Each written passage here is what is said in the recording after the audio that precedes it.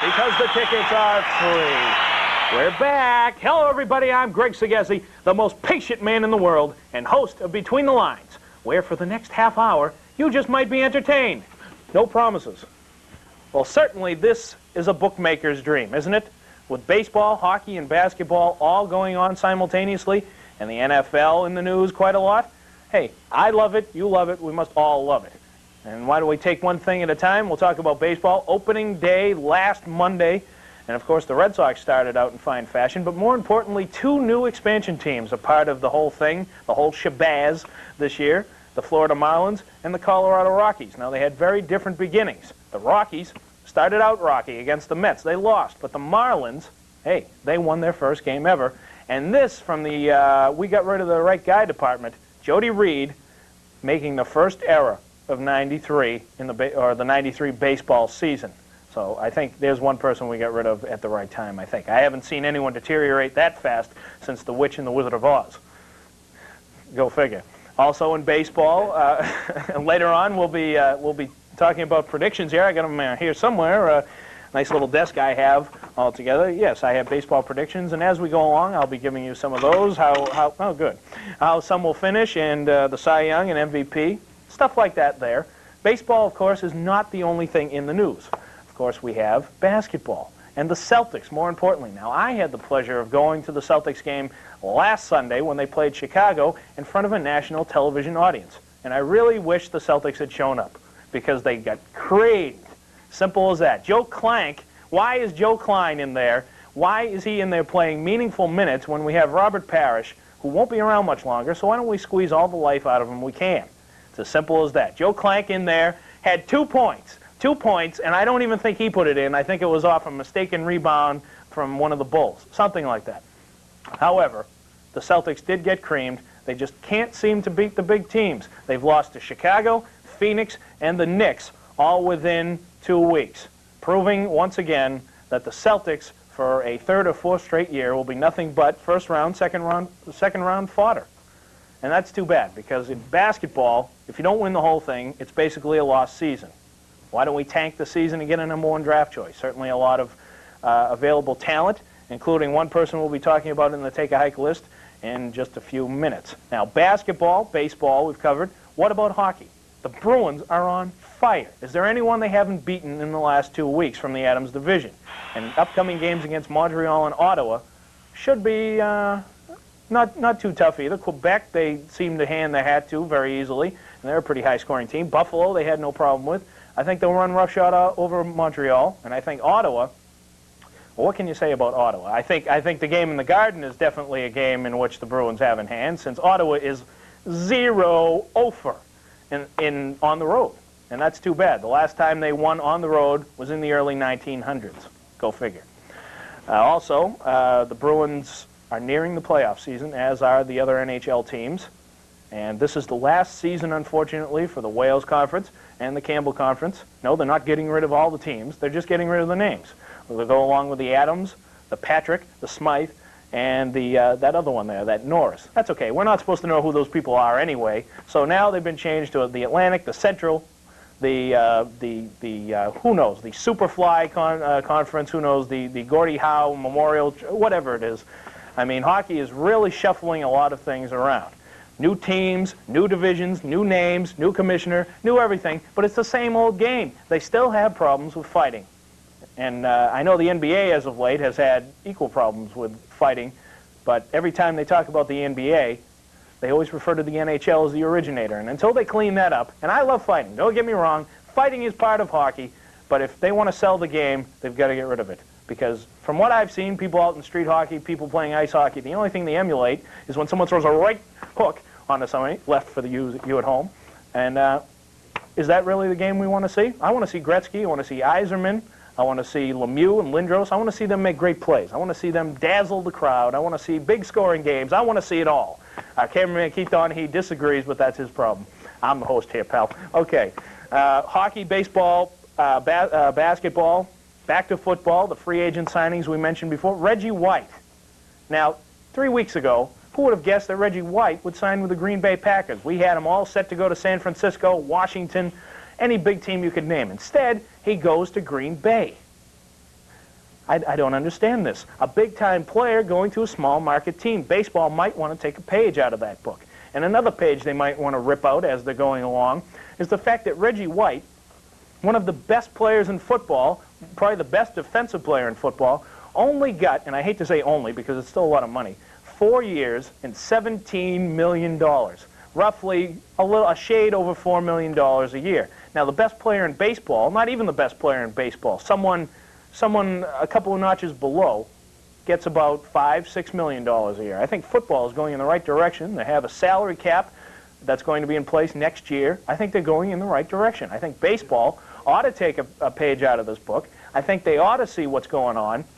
I mean, when Barry Bonds can make $8 million plus, when Danny Darwin, of all people, can make about $4 or $5 million for going on the disabled list 3 or 4 times a year, there's something wrong. Now, don't get me wrong, I'm all for someone making all they can get, but not at the expense of the chances of that team. If you have one man making an ungodly amount of money, $30 million over 5 years, you don't have much left to pay someone else that you might need for the team. And henceforth, you see the San Diego Padres having a fire sale. It's like Sanford and Son there. They're out there dealing junk, or they're dealing for junk, actually. They're trading away good players with high salaries, getting untested rookies and head cases like Mr. Phil Plantier, who was traded from the Boston Red Sox, of course. I mean, that's the problem in baseball. Football has it licked. Basketball had it licked right from the beginning. Hockey might want to take a look now with the new commissioner.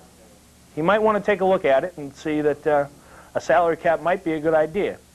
And what are we going to do now? I got Keith Donaghy over here throwing the sign at me. I think is it time to go to the take a hike list or what? Is it time? Do we want to go to the take a hike? Keith Donaghy says yes. His brother says yes. Ed Henderson in agreement. I'm sure you, the fans out there, want to see the take a hike list. What the take a hike list is, you may ask, or something like that. The take a hike list is simply a list of those who have disgraced themselves or their sport or the game or everyone and everything in general, and I'm here to tell you about it, and I'm going to talk about it. Now, let's see. We get the first picture here going. We get this on camera 1. Beautiful. There's a picture.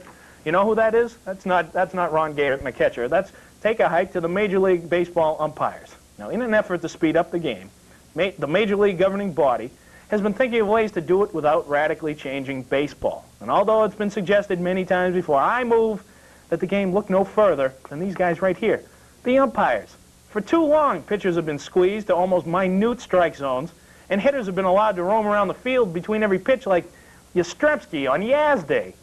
To widen and heighten the strike zone, to keep batters in the box, and to move the game all along, all are up to the umpires. However, the contract the umpires union has with baseball allows them to do whatever they want, or they'll strike. How ironic it is that the only strikes umpires are willing to call are the kind that slow up the game even more.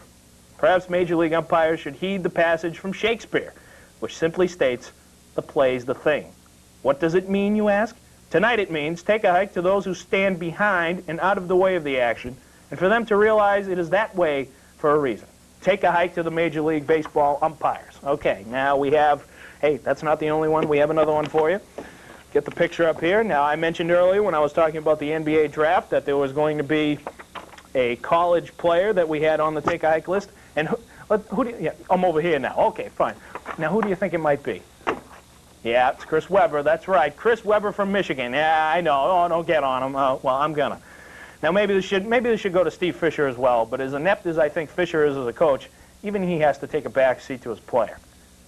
What the hell was Chris Webber thinking when he first got away with a travel, then calls a phantom timeout to cost Michigan the national championship? Let me adjust that picture.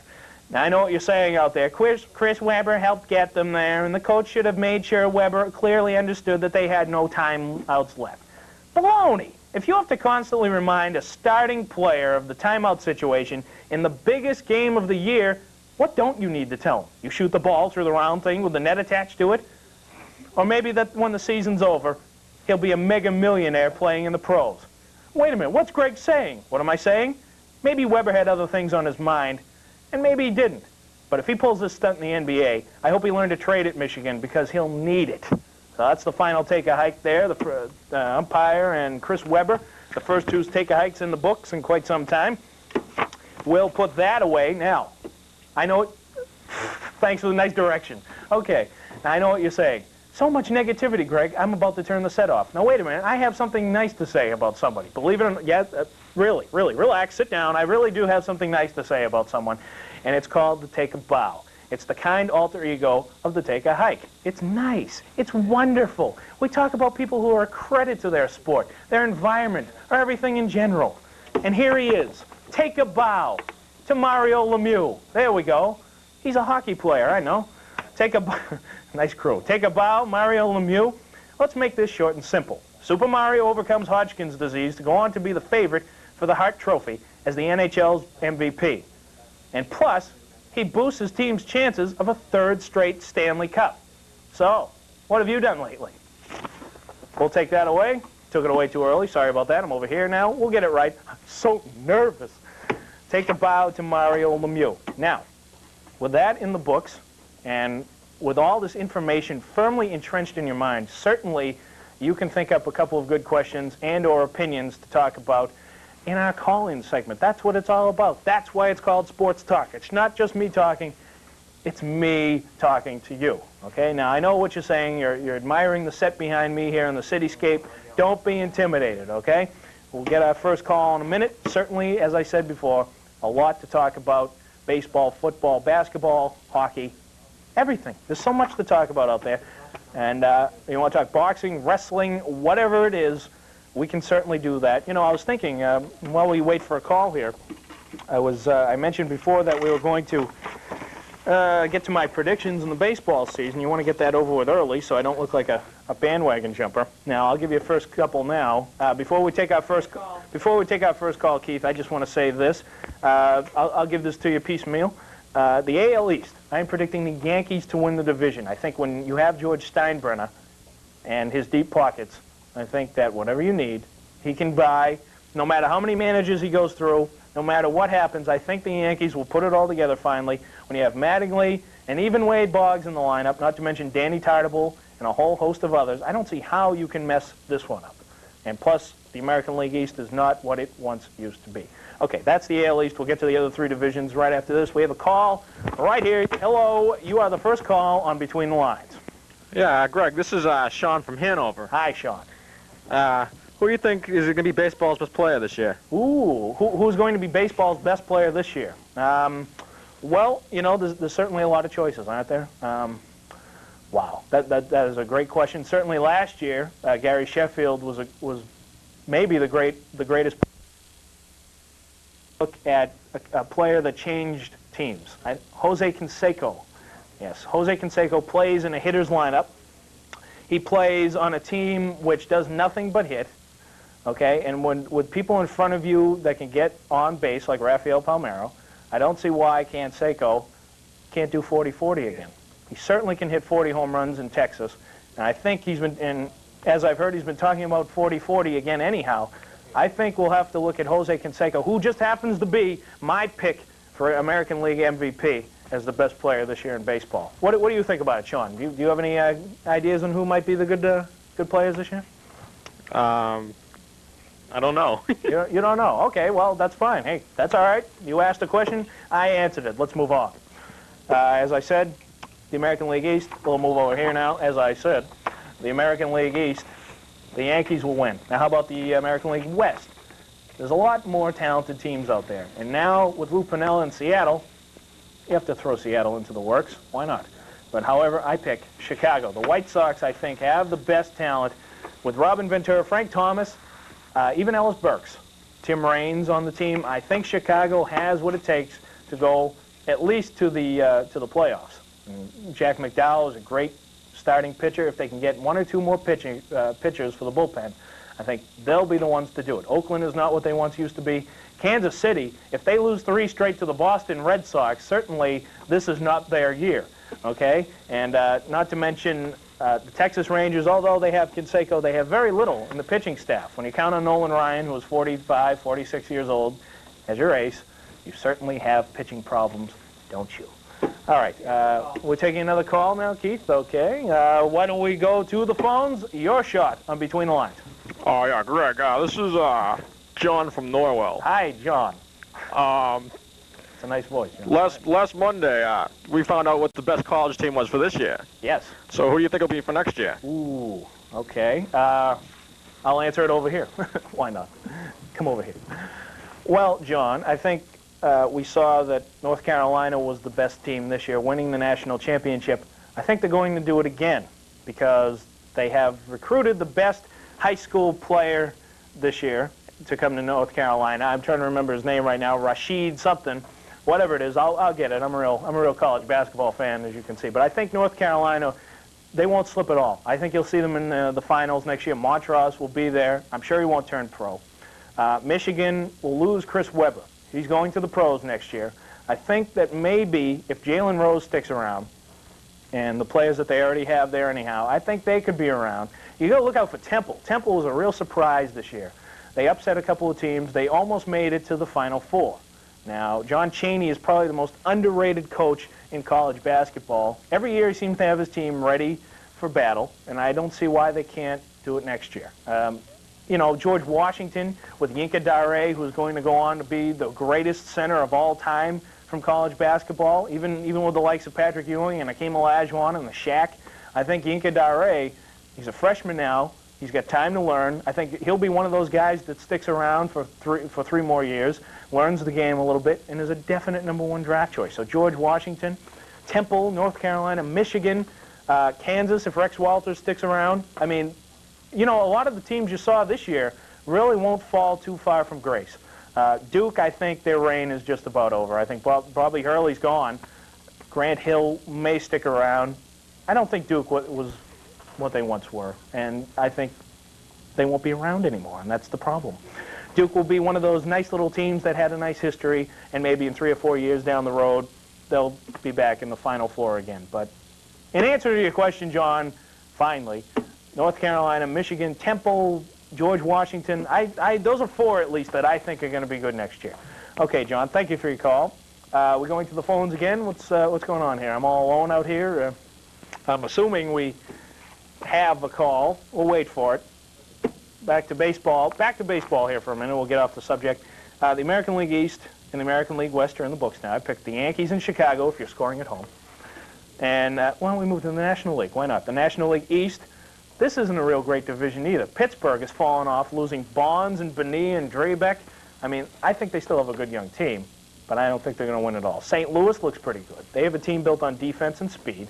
They need a little more pitching. The Mets, you never know about. They have some talented players, but playing in New York really, at least in, I don't know, the Yankees seem to be able to cut through it all okay, but the Mets seem to have a harder time playing in New York.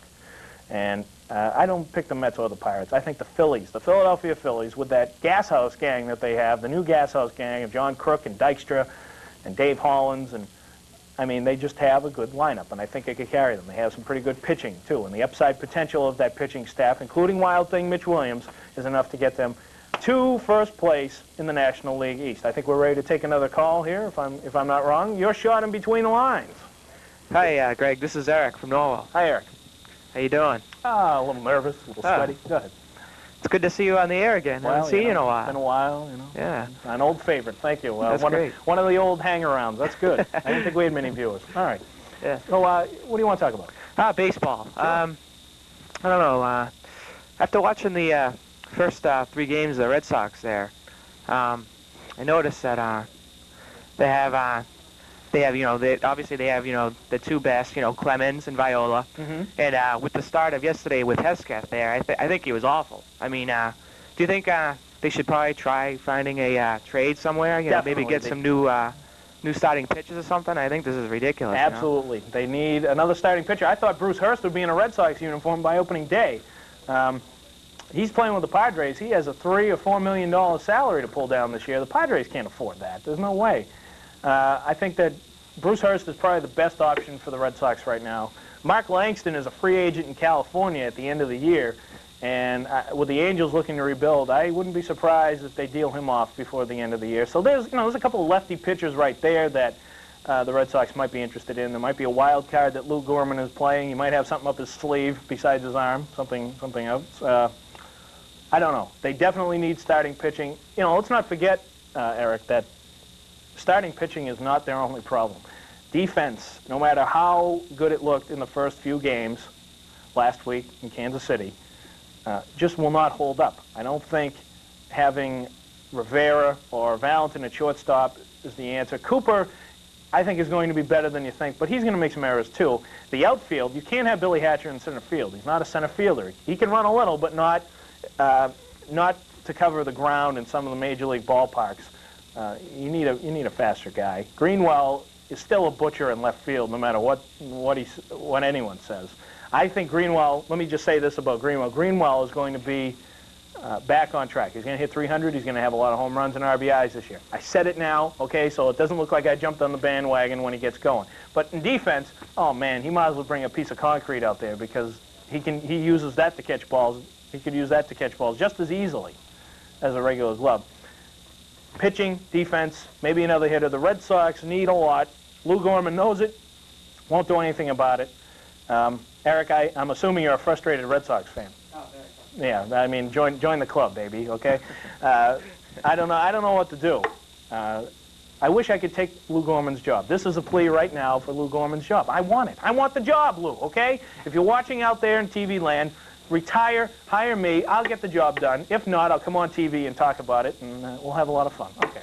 What are we doing now? Thank you, Eric, for your call, and an old-time BTL fan. That's nice to see. What are we doing now? Chris, somebody, anyone? Ed Henderson, our lovely director. Okay, we're going to do a little something here, a little comedy, if you will. Why don't we talk about this now? Let's get a shot of this so people know. Now, this is the Patriots logo, the new logo. And a couple of weeks ago, as we know, the Patriots unveiled their new logo. Much has been said about how convenient it is to change the logo to fit the purpose of a move to St. Louis. But even more has been said about how unusual it is. Callers on the sports talk shows all around the dial have even suggested that the logo is somewhat unmanly. Well, that didn't seem to bother the football team when they unveiled their new uniforms last week. Notice how stunning this Patriots lineman looks in this lovely sequin print with just a little leg exposed to distract that Sunday's opponent. Yes, the new Patriots uniforms. Aren't they lovely? Yeah. Little comedy piece there, more or less. I don't know. Okay. Thank you. That's what we pay him for, to laugh. Okay. Let's see. Let me quickly, before we go to the phones, let me finish up the division winners. I picked, so far, in case you're scoring at home, like I said before, the AL East, the Yankees. The West, Chicago. The NL East, Philadelphia. In the National League West, the San Diego Padres. No, just kidding. The Atlanta Braves, of course, have the best pitching staff. I've just inflamed someone back in the crew, with the crew back there. The Atlanta Braves have the best pitching staff in baseball. They added Greg Maddux. I mean, I can't see the Braves hitting the tank this year. The Cubbies, I don't think so, Chris. Atlanta and Philadelphia will meet in the playoffs. The Yankees in Chicago will meet in the American League playoffs. Now, what's after that? What's after the playoffs? Oh, yeah, the World Series. Greg, who are you going to pick in the World Series? Atlanta against the Yankees. Yes, it's the classic South or North-South battle. Who do I think is going to win? I think Atlanta finally, to get off the schneid a little bit, to stop choking as they have, I think they're going to overcome 2 years of humiliation at the hands of different American League teams. This is highly unusual for the American League to win so many World Series at a time. And I think Atlanta's going to knock them down with the best pitching staff in baseball. Okay, and quickly, the Cy Young, my picks for the Cy Young, Roger Clemens, of course, for the Red Sox. How could you not pick Roger Clemens? Every year he has the potential to win 25 games. Greg Maddux in the National League, he was 20-11 with a bad team last year. Let's see what he does with a good team this year. In the MVP race, I said Jose Canseco is going to win. In the American League, he's got a great hitters lineup to work with, and he's talking about 40-40 again. In the National League, Ray Lankford, who was the first 40-steal, 80 RBI man since Willie McGee in 1985. And, oh, by the way, Willie McGee won the MVP in 1985. The only thing Ray has to do is cut down the strikeouts, the whiff, if you will, and I think he might win the NL MVP. All right, is it time to take another call? What are we doing here? No? Oh, that's it. Okay, well, it's a short show. It's a half-an-hour show. Why don't we talk a little bit about next week's program. In addition to exciting sports talk and stuff like that there, we'll also be doing this, if we can get a shot of this. Yes, there it is. Look at that fro, huh? Next week, I'll be bringing in some of my baseball cards, some of the older baseball cards. Have you seen the froze on these guys if you collect baseball cards at home? Look at that, George Hendrick. Look at Dave Roberts here, looking pretty bad. That's pretty sad. And, of course, this is not the guy who plays for the Celtics. This is Oscar Gamble sporting the worst afro I think I've ever seen. He looks like Bozo the Clown. We'll have a lot more next week on Between the Lines, the world's greatest sports talk show. Okay, it's time to wrap it up. So, for the great cast and crew here at Between the Lines, including Jeff Simpson, who was not mentioned in the credits, this is Greg Sagesi saying, finally.